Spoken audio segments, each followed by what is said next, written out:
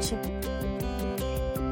नमस्कार, good morning. Times now नव भारत देख रहे हैं आप। फिट इंडिया के सुपर हिट बुलेटिन में आप सभी का स्वागत है। आपके साथ मैं हूं दीपिका यादव। गुड मॉर्निंग, मैं हूं आपके साथ श्वेता श्रीवास्तव। तो शुरू करते हैं आज का फिट इंडिया का सुपर हिट बुलेटिन, जिसमें धार रफ्तार के साथ भरपूर इन्फॉर्मेशन से भरा हमारा ये 1 घंटे का बुलेटिन। यानी 1 घंटा आपने बुलेटिन देख लिया तो कोई अखबार पढ़ने की जरूरत नहीं है। वैसे भी ये होली के जो वाइब्स है ना दीपिका, ये इतने वाइब्रेंट होते हैं कि बस मजा ही आ जाता है। कुछ राज्य में तो होली कल ही मना ली गई, होली का दहन, और कुछ राज्य में आज होली के रंग खेले जाएंगे। उन सभी राज्य के लोगों को होली की ढेर सारी शुभकामनाएं। तो चलिए बने रहिए हमारे साथ और देखते रहिए अगले 1 घंटे के लिए फिट इंडिया का सुपर हिट बुलेटिन।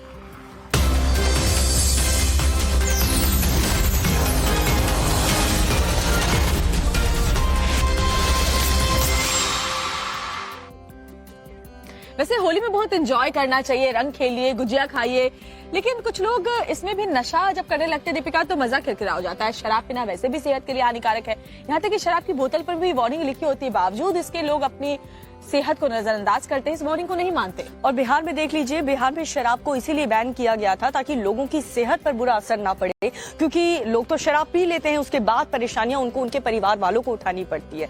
लेकिन बिहार में शराब तस्करी का एक अनोखा तरीका अपनाया गया है। आपको भी दिखाते हैं, आप भी हैरान हो जाएंगे कि कैसे फूल माला पहना करके शराब की तस्करी की जा रही है। नालंदा के राजगीर थाने के बाहर खड़ी इस वैन को गौर से देख लीजिए। इसमें एम्बुलेंस और मुर्दा कल्याण समिति लिखा है, यानी ये शव वाहन है। अब जरा वैन के अंदर भी देख लीजिए। इसमें एक ताबूत रखा है जिसके ऊपर फूलों की माला पड़ी है, जैसे कि ताबूत में कोई शव रखा हो। लेकिन ठहरिए, अब जरा ताबूत के अंदर भी झांक लीजिए। ताबूत के अंदर का सच देखकर आपकी आंखें खुली की खुली रह जाएंगी। इसमें कोई शव नहीं, बल्कि रखे हैं बड़े बड़े बैग जिसमें भरी है महंगी अंग्रेजी शराब। जी हाँ, चौंकिए नहीं, ताबूत के अंदर दारू है, वो भी 1-2 बोतल नहीं, बल्कि करीब 150 बोतल। शव वाहन में महंगी शराब की तस्करी। शराबबंदी कानून की सख्ती के बावजूद बिहार में कैसे होती है दारू की सप्लाई, ये तस्वीरें इसकी हकीकत बयां कर रही हैं। शराब माफिया पुलिस प्रशासन की आंखों पर धूल झोंकने के लिए इस तरह के हथकंडे अपनाते हैं। राजगीर पुलिस ने होली से पहले चेकिंग अभियान चलाया था। इसी दौरान जब पुलिस ने इस शव वाहन को चेक किया तो हैरान रह गई। पुलिस ने वैन ड्राइवर पूनल कुमार, तस्कर प्रदीप कुमार और मदन शर्मा को गिरफ्तार किया है। ये शराब रांची से लाई गई थी और इसे मुजफ्फरपुर में सप्लाई किया जाना था।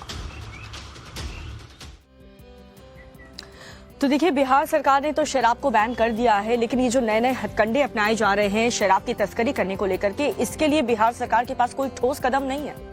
वैसे भी हर मामले से पल्ला झाड़ने में बिहार सरकार मुझे लगता है दीपिका माहिर है।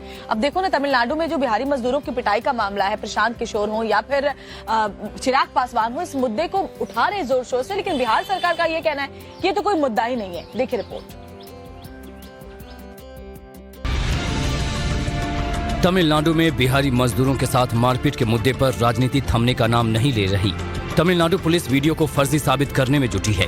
पुलिस ने कई लोगों के खिलाफ FIR दर्ज की है और एक युवक को गिरफ्तार किया है, जबकि प्रशांत किशोर पिटाई मामले का वीडियो सार्वजनिक करने की बात कर रहे हैं। घटना में सच्चाई है।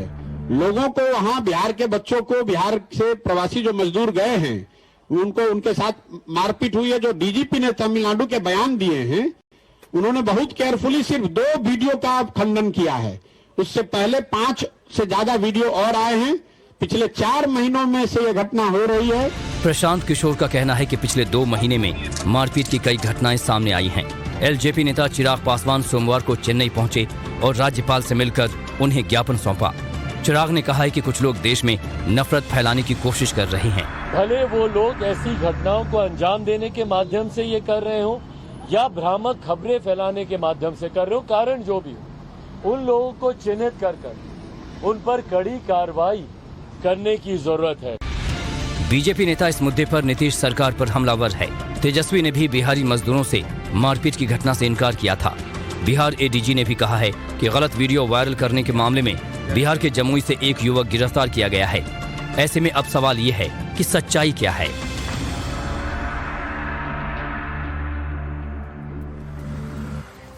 तो मजदूर डरे हुए हैं और बिहार सरकार की बात पर हैरानी होती है कि अपने राज्य में आप रोजगार मुहैया करवा नहीं पाते, जिसकी वजह से जो लोग हैं वो पलायन को मजबूर होते हैं और जब वो दूसरे राज्यों में जाते हैं तो आप उनकी सुरक्षा पर भी बात नहीं करना चाहते। और जयपुर की बात करें तो यहाँ पर शहीदों की परेशानियों से मुंह मोड़ती हुई नजर आ रही है गहलोत सरकार। हालांकि उनकी मंत्री ने कहा था, वो मंत्री लगातार कह रहे हैं कि शहीदों के परिवार वालों को सम्मान दिया जाएगा, लेकिन ऐसा कुछ भी नहीं हो रहा। अब जितने भी परिवार वाले हैं शहीद के, वो सचिन पायलट से गुहार लगा रहे हैं। देखिए रिपोर्ट।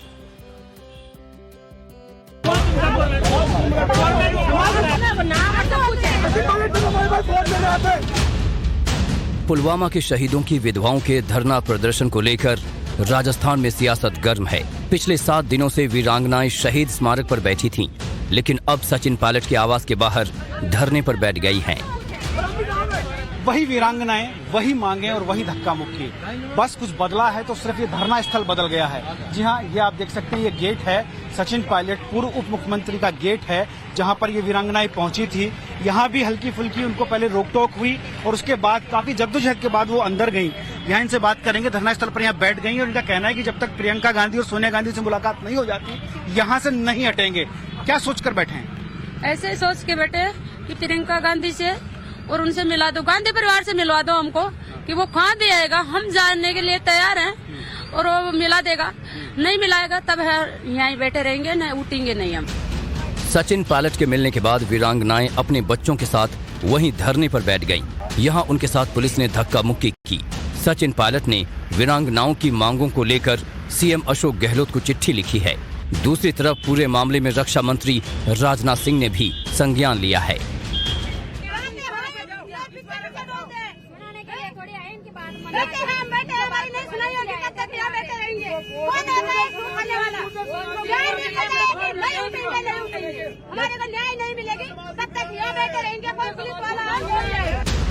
शहीदों की विधवाओं का कहना है कि उनके पति के अंतिम संस्कार के वक्त मंत्रियों ने जो वादे किए थे वो जब तक पूरे नहीं करेंगे तब तक वो धरना खत्म नहीं करेंगे।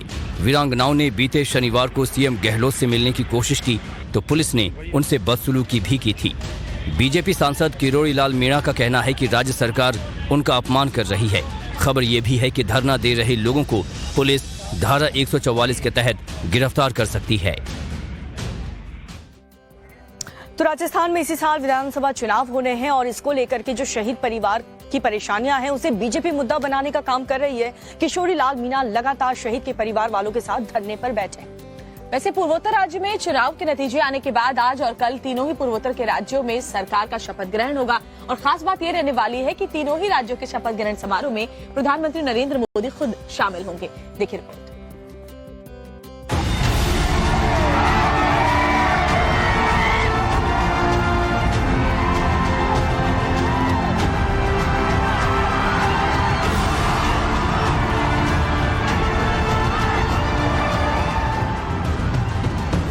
पूर्वोत्तर के 3 राज्यों में नए मुख्यमंत्री शपथ लेंगे। प्रधानमंत्री नरेंद्र मोदी तीनों ही राज्यों में सीएम के शपथ ग्रहण समारोह में मौजूद रहेंगे। चंद घंटे बाद ही पीएम मोदी गुवाहाटी पहुंच जाएंगे और फिर वहां से आगे के कार्यक्रमों के लिए रवाना होंगे। सुबह 11 बजे मेघालय में मुख्यमंत्री का शपथ ग्रहण होगा। कोनराड संगमा आज सीएम पद की शपथ लेंगे। संगमा को 2 बीजेपी विधायकों का समर्थन हासिल है। दोपहर 1:45 पर नागालैंड में सीएम शपथ लेंगे। नई फ्यू रियो सीएम पद की शपथ लेंगे। आज रात पीएम मोदी पूर्वोत्तर में ही गुजारेंगे। इसके बाद बुधवार सुबह प्रधानमंत्री मोदी त्रिपुरा में सीएम के शपथ ग्रहण में शामिल होंगे। त्रिपुरा में मानिक साहा मुख्यमंत्री पद की शपथ लेंगे। बीजेपी गठबंधन ने त्रिपुरा में 32 सीटें जीती हैं। पूर्वोत्तर में पीएम मोदी का 2 दिन का दौरा ये बताने के लिए है कि पूर्वोत्तर के राज्य भी देश के लिए अहम हैं और चीन की कोई भी चालबाजी पूर्वोत्तर में नहीं चल पाएगी। तो तीनों ही राज्यों में सरकार का शपथ ग्रहण समारोह होगा। प्रधानमंत्री नरेंद्र मोदी खुद वहां मौजूद होंगे। जो मुख्यमंत्री हैं उनको शुभकामनाएं देने के लिए और मेघालय में बीजेपी ने संगमा को समर्थन दिया है। जी हाँ, इसके अलावा देश में क्या कुछ होने वाला है, कहां पर किसान परेशान है, कहां पर व्यापारियों की परेशानी बढ़ती हुई नजर आ रही है, देश का पूरा अपडेट 2 मिनट में आपको दिखाते हैं। मेघालय में कोनराड संगमा मंत्रिमंडल में एनपीपी के 8 मंत्री शपथ लेंगे। आज होने वाले शपथ ग्रहण में सहयोगी दलों के भी 4 मंत्री शपथ लेंगे। माना जा रहा है कि मेघालय में बीजेपी से भी एक विधायक को मंत्री बनाया जा सकता है। यूपीडी से भी 2 मंत्रियों को आज शपथ दिलाई जाएगी। कोनराड संगमा का दावा है कि उनके पास 45 विधायकों का समर्थन है। मेघालय में शपथ ग्रहण के दौरान पीएम मोदी भी मौजूद रहेंगे। मध्य प्रदेश के सतना में बदमाशों ने दिन दहाड़े 22 लाख की लूट को अंजाम दिया। बदमाशों ने शराब कारोबारी के मैनेजर को 20 सड़क गोली मार दी और रकम लूट कर फरार हो गए। वारदात को 2 बाइक पर आए 5 बदमाशों ने अंजाम दिया। बदमाशों ने मैनेजर के सिर में गोली मारी, जिससे उनकी मौके पर ही मौत हो गई। वारदात को अंजाम देने के बाद बदमाश आसानी से मौके से फरार हो गए। पुलिस अब मामले की जांच कर रही है। गुजरात के समुद्र तट के करीब से ईरान की नाव को नशे की खेप के साथ पकड़ा गया। एटीएस को मिली सूचना के आधार पर कार्रवाई करते हुए कोस्ट गार्ड ने बोट को कब्जे में ले लिया। इस बोट से 61 किलो हेरोइन बरामद की गई, जिसकी बाजार में कीमत 425 करोड़ रुपए आंकी जा रही है। पुलिस ने नशे की खेप के साथ बोट में मौजूद 5 लोगों को अरेस्ट भी किया है। मेरठ में पुलिस ने गन्ने के खेत में चल रही अवैध हथियार फैक्ट्री का भंडाफोड़ किया है। मामला परीक्षितगढ़ थाना इलाके का है। गन्ने के खेत के बीच अवैध हथियार बनाए जा रहे थे। पुलिस की छापेमारी के दौरान कई बने और अधबने तमंचे बरामद किए गए हैं। पुलिस ने अवैध हथियार बना रहे 3 लोगों को अरेस्ट भी किया है। पकड़े गए आरोपियों पर पहले से 26 केस चल रहे हैं और तीनों कई बार जेल जा चुके हैं। महाराष्ट्र की मंडियों में प्याज के दाम नहीं मिलने से नाराज किसान ने अपने खेत में खड़ी प्याज की फसल को आग लगा दी। नासिक के येवला तालुका गांव में किसान ने प्याज की खड़ी फसल की होली जला दी। करीब 1.5 एकड़ में खड़ी प्याज की फसल को किसान ने स्वाहा कर दिया। महाराष्ट्र की मंडियों में प्याज की कीमत 1 रुपए प्रति किलो ही मिल रही है। विपक्ष ने सरकार पर प्याज किसानों की अनदेखी के आरोप लगाए हैं। तो महाराष्ट्र में जो प्याज किसान हैं उनकी हालत वाकई में बहुत खराब है। बीते दिनों भी खबर आई थी कि जब प्याज किसानों ने 500 किलो प्याज बेचा था तो उसके बदले में महज 2 रुपए मिले थे किसानों को।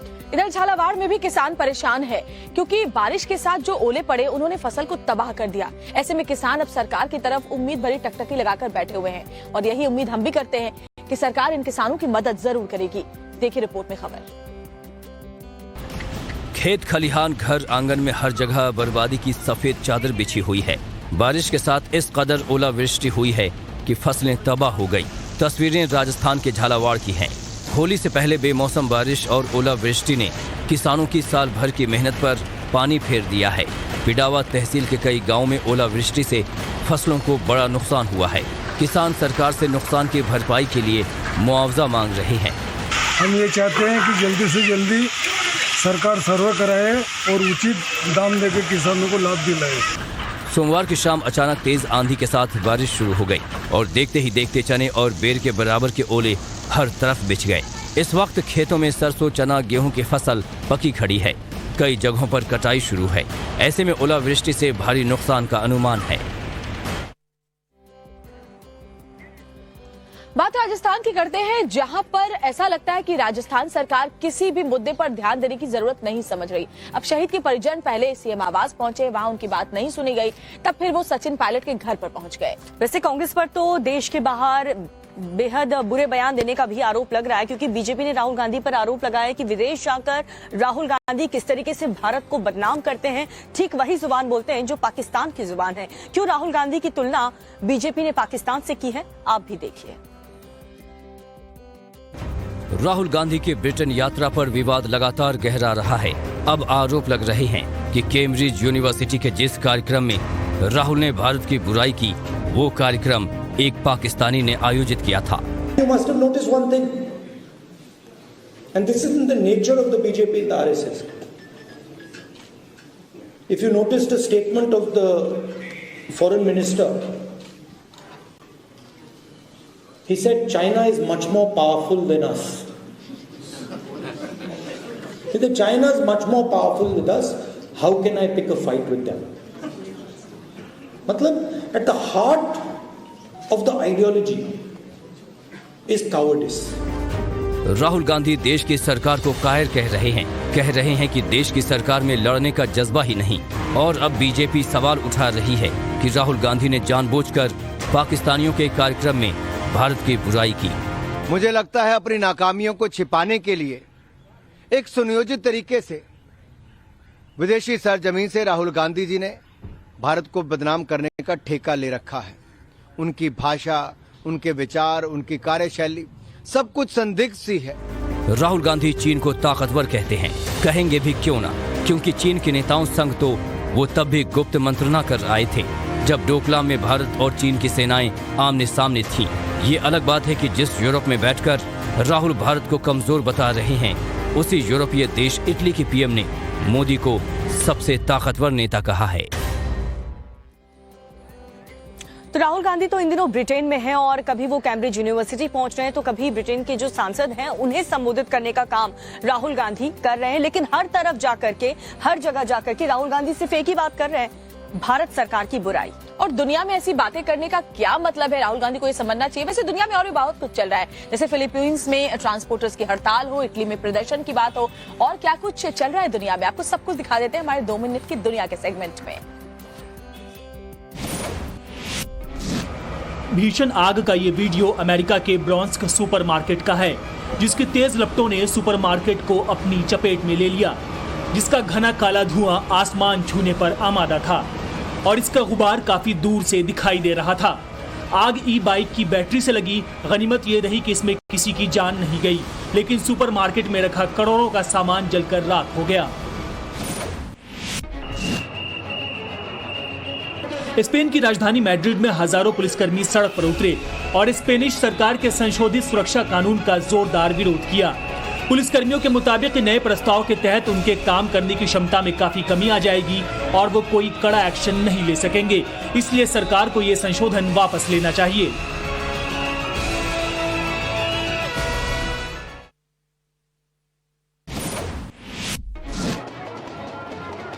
फ्रांस की राजधानी पेरिस में अप्रवासियों पर सरकार के नए कानून का जोरदार विरोध हुआ है।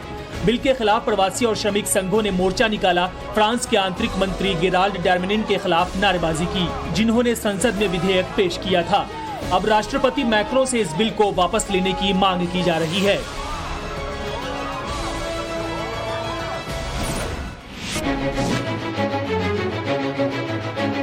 फिलीपींस में भी सरकार की नई नीति का विरोध किया गया है।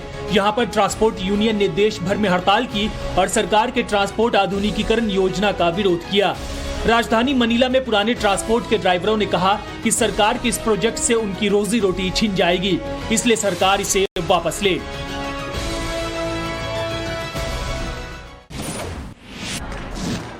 प्रदर्शन की ये तस्वीर इटली के फ्लोरेंस शहर से आई है, जहां काफी तादाद में प्रदर्शनकारी सड़क पर उतरे और शांतिपूर्वक मार्च निकाला।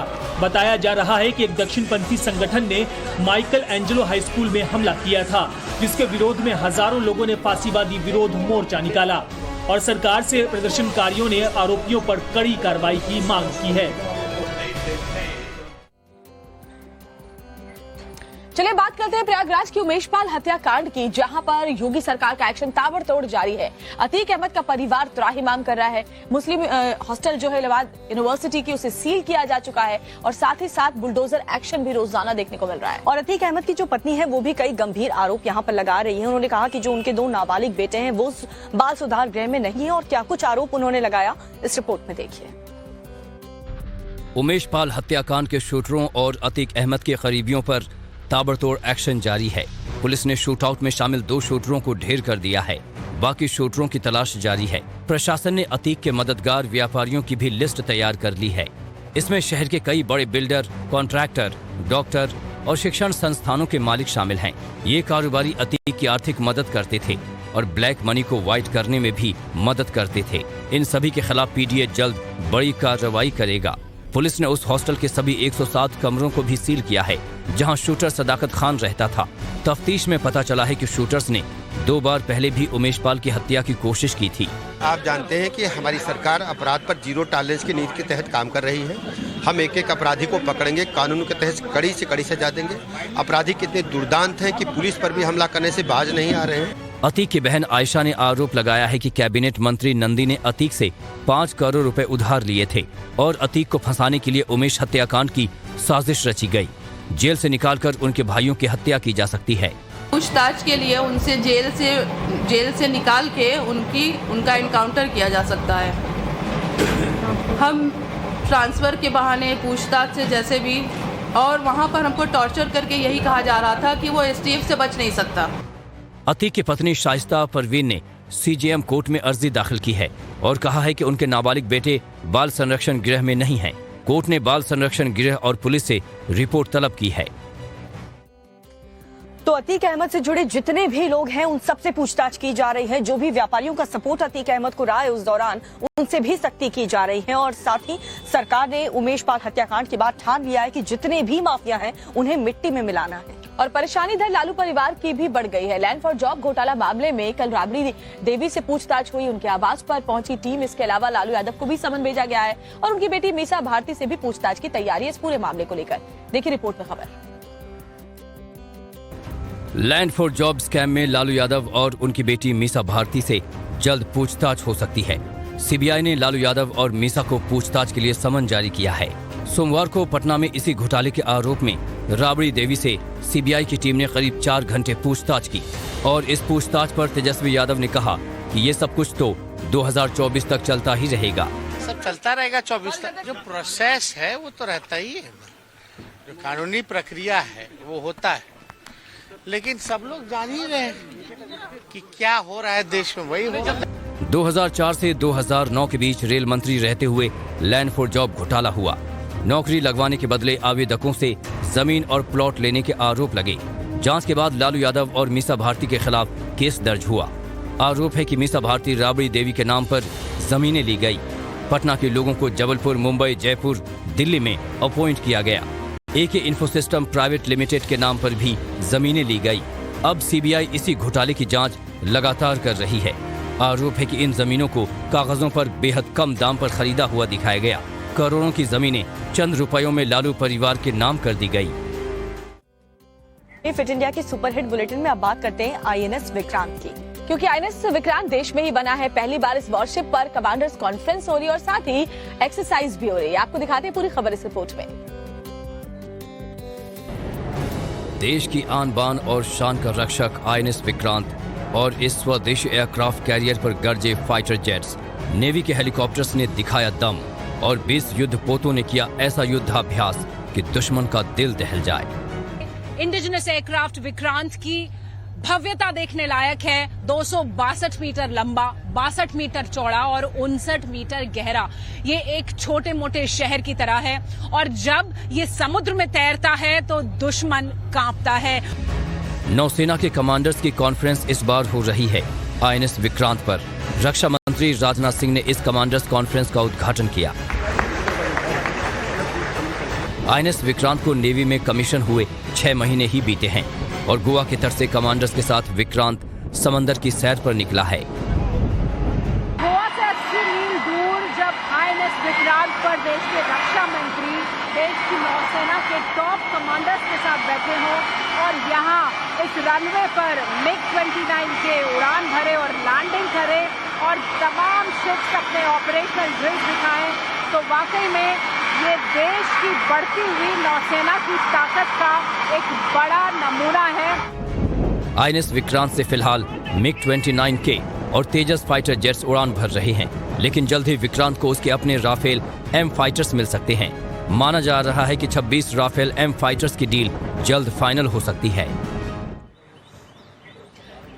और आईएनएस विक्रांत के लिए आधुनिक फाइटर जेट्स खरीदने की तैयारी है, जिसके बाद अकेला ही ये बाहुबली चीन और पाकिस्तान दोनों को पस्त करने में बिल्कुल सक्षम हो जाएगा और दुश्मन हमारी तरफ आंख उठाकर देखने की सोचेगा भी नहीं। और उधर रूसी सेना ने जब यूक्रेन की सैनिक से पार नहीं पा सके तो यूक्रेन की सेना ने किस तरीके से केमिकल से अटैक कर दिया। यूक्रेन पर आरोप लग रहा है केमिकल हमले का और क्या कुछ हो रहा है जंग के मैदान में 2 मिनट में आपको दिखाते हैं। रूस और यूक्रेन के बीच खार्किव में गन फाइट चल रही है। तस्वीरों में दिख रहे सोल्जर रूसी सेना से हैं, जो एक बिल्डिंग में छिपकर यूक्रेनी ठिकानों पर हमला कर रहे हैं। पहले यहाँ पर छोटे बम का धमाका होता है, जिससे बचने के लिए रूसी जवान पीछे हट जाते हैं, लेकिन इसी दौरान बिना किसी ब्लास्ट के रूसी जवानों के बीच यहाँ पर आकर कुछ गिरता है, जिसे केमिकल हमले के तौर पर देखा जा रहा है। यूक्रेनी आर्मी ने रूसी सेना पर जोरदार हमला किया है। यूक्रेनी जवानों ने अपने देश में बनी मिसाइल से रूसी जवानों पर अटैक किया है। हिमास से लंबी रेंज की मिसाइल बनाई गई है। ये यूक्रेन की अपनी एंटी एयरक्राफ्ट मिसाइल है, जिसकी मारक क्षमता 110 किलोमीटर तक है। बता दें कि रूस ने जब से ज़ेपोरिज्जिया में फिर से मिसाइल हमला किया है तब से यूक्रेनी राष्ट्रपति ज़ेलेंस्की गुस्से में है और इसका बदला लेने की धमकी भी दे चुके हैं। यूक्रेन के खिलाफ जंग में वेगनर चीफ ने बड़ा बयान दिया है। वेगनर के चीफ ने कहा है कि अगर वेगनर फोर्सेस बखमुट से पीछे हट जाती हैं तो रूस की फ्रंट लाइन पूरी तरह बिखर जाएगी। रूस के हालात काफी भयावह हो जाएंगे, जिसके बाद रूस को मिटाने में नाटो जुट जाएगा। लेकिन हम रूस के साथ मजबूती के साथ खड़े हैं और रूस को दुश्मनों से बचा रहे हैं।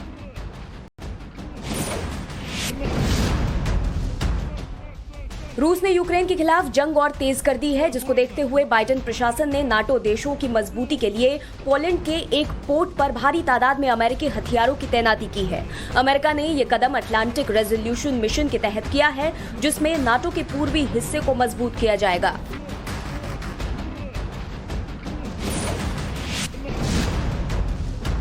जर्मनी के चांसलर ओलाफ शोल्ज यूक्रेन को सैन्य मदद करने पर अपने ही देश में घिर गए हैं। यूक्रेन को हथियार देने के बाद चांसलर ओलाफ को जबरदस्त विरोध का सामना करना पड़ रहा है। जर्मनी के फ्रैंकफर्ट में भारी तादाद में प्रदर्शनकारी सड़क पर उतरे और यूक्रेन को आर्म्स सप्लाई करने के विरोध में मार्च निकाला। तो इस रिपोर्ट को देख करके तो यही लग रहा है कि जंग के मैदान में अभी भी फिलहाल कुछ ठीक नहीं है। मिलते हैं एक एंजॉयबल ब्रेक के बाद।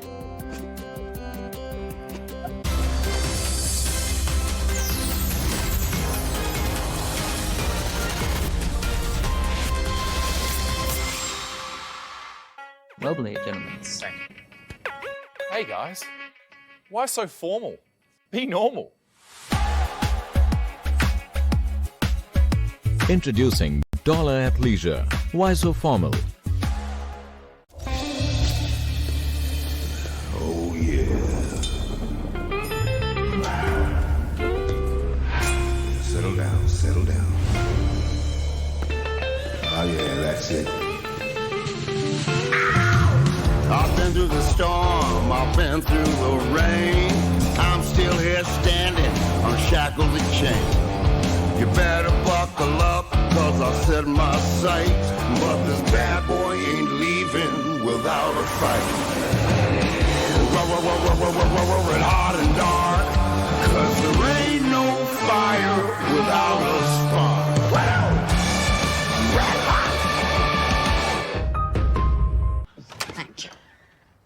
वाह भाभी, आज अमेज़न से क्या खरीदा? बताऊं? हाँ बताइए। पाउडर, आटा, चीनी, गमछा और कंघी। रोज का सामान? हाँ, रोज का सामान। अमेज़न से? हाँ, अमेज़न से। चलती हूँ। कल रुमाल, साबुन और झाड़ू भी आएंगे। दाल चढ़ाई है। अमेज़न पर मिलेगा रोज का सामान। तो आपने आज क्या खरीदा?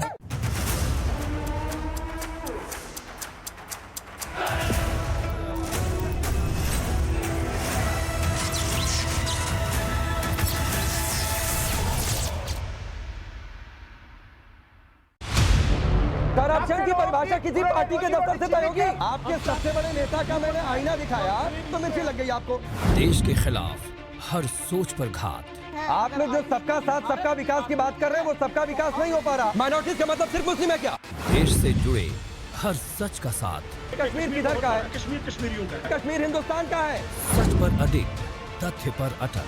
एंटी इंडिया, एंटी नेशनल बातें मत करिएगा, मैं आपको चेतावनी दे रहा हूँ।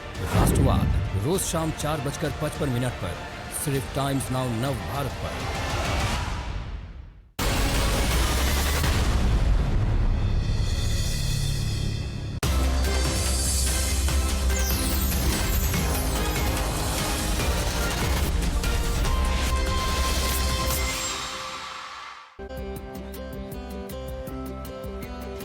दुनिया खींचेगी नीचे, but we got to rise up. चलते हैं अब खबरों की तरफ। जी हाँ, बात करेंगे भारत के जो जवान हैं वो होली के रंग में पूरी तरीके से रंगते हुए नजर आ रहे हैं, होली खेलते हुए नजर आ रहे हैं। अपने साथियों के साथ जम करके उन्होंने होली खेली। भारत पाकिस्तान बॉर्डर से बीएसएफ जवानों की एक स्पेशल रिपोर्ट टाइम्स नाउ नव भारत की आप देखेंगे।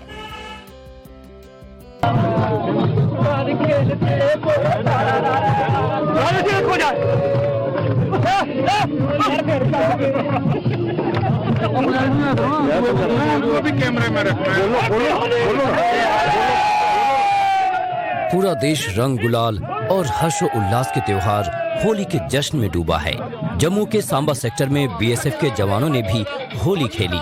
बॉर्डर पर तैनात जवानों के बीच टाइम्स नाउ नव भारत की टीम पहुंची और जवानों के होली उत्सव को कैमरे में कैद किया।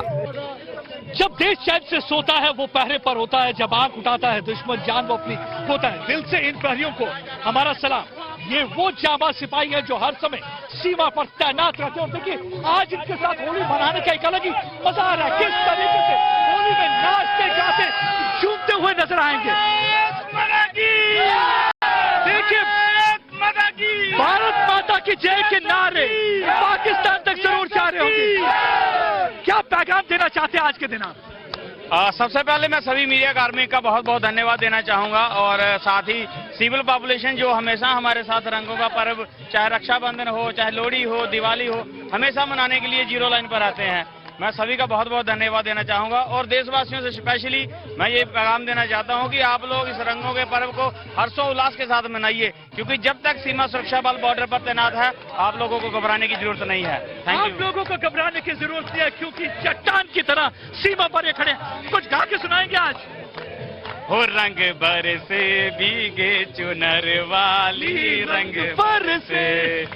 सीमा सुरक्षा बल के जवानों ने परिवार के साथ होली मिलन समारोह में हिस्सा लिया। इस दौरान एक दूसरे को रंग गुलाल लगाया और जोश के साथ होली गीतों पर ठुमके लगाए। ये देश है वीर जवानों का, अलबेलों का, मस्तानों का, इस देश का यारो है, इस देश का यारो क्या कहना, ये देश है दुनिया का गहना। ये देश है वीर जवानों का, अलबेलों का, मस्तानों का, इस देश का यारो है, इस देश के यारों क्या कहना। तो इस रिपोर्ट को देखा होगा आपने और किस तरीके से जो होली की खुमारी है वो पूरे देश में छाई हुई है। मुंबई की बात करें तो वहां पर आज ही होली सेलिब्रेट होगा। लेकिन होली की बात करनी हो तो सबसे मजा तो है वो है मथुरा में, कृष्ण नगरी में। जी हाँ, वहाँ रसिया गाती टोलियां, लठ चलाती गोपियां, बस आनंद ही आ जाता है। चलिए आपको मथुरा के होली के रंग इस रिपोर्ट में दिखा देते हैं।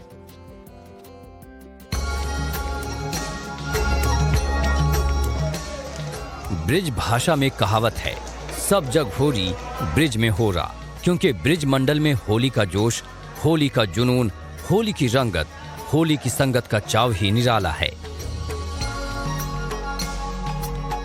लाल, पीला, हरा, नीला या लाल, मथुरा में हर तरफ उड़ रहा है अबीर गुलाल। होली पर उत्साह और उल्लास है। होली का जोश युवाओं के सिर चढ़कर बोल रहा है।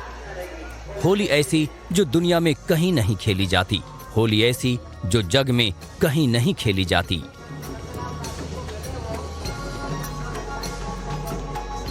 द्वारिकाधीश मंदिर की होली में हजारों भक्तों का हुजूम उमड़ रहा है।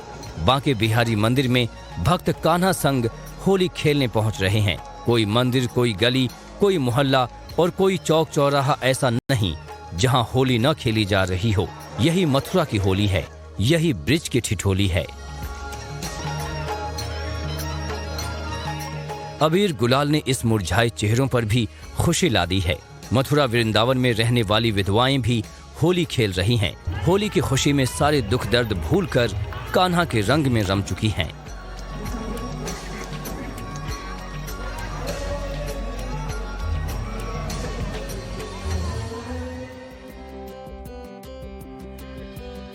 और कान्हा के अलावा लोग उज्जैन के महाकाल के साथ भी होली खेलने के लिए पहुंचे हुए हैं। महाकाल के दरबार में भक्तों ने जमकर होली खेली, आप भी देखिए।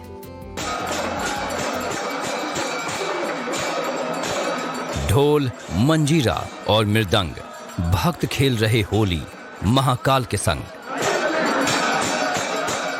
पीत रंग है, पीत पुष्प है, अबीर पीत और पीत गुलाल, होली खेल रहे महाकाल। ये महाकाल का दरबार है। ये महाकालेश्वर मंदिर की तस्वीरें हैं। होली के हर्ष चरम पर हैं। होली का भाव चरम पर है।